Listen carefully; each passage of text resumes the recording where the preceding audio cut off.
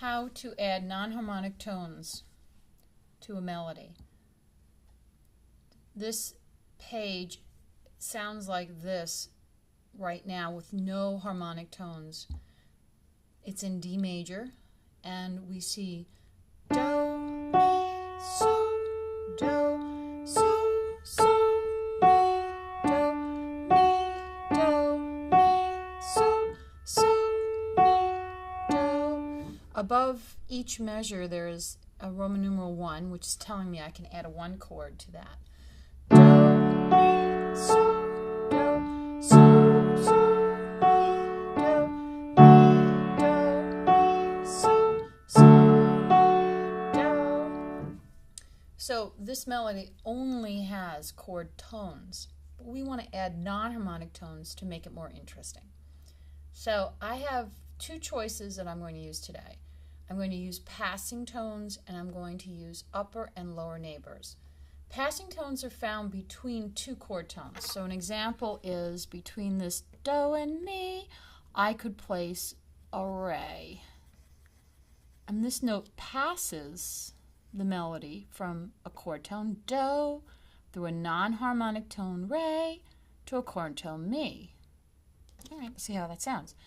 Do, re, mi, so, do. I like it, but now I know I'm in 4/4 time, so I'm going to have to adjust the rhythm. So I'm going to turn this quarter note into 2 eighth notes. Do, de, do, do, do. And now this is fun, so I'm going to add another passing tone, and I'll put it here.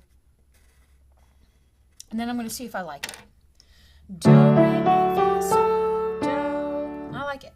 Now, I could add non-harmonic tones in here too, but it's such a big space that I don't think I'm going to do that. I've decided that I'm going to leave that as is.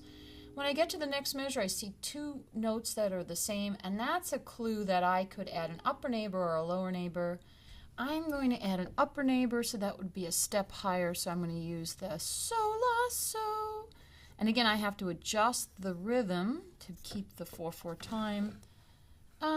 And I think I'll add a passing tone here. So here we go. Oops. All right. I'll start from the beginning. Do, re, mi, fa, so, do, so, so, fa, mi, do. Yeah, that's good so far. And I could continue to add as many passing tones from here to there. But as I do, I have to adjust the rhythm to keep 4 beats in a measure. I'm going to go down and do this 4 chord. The measure sounds this way. And I have a choice. I could put an upper or lower neighbor in here. I could also put a passing tone in here. I think I'll do both.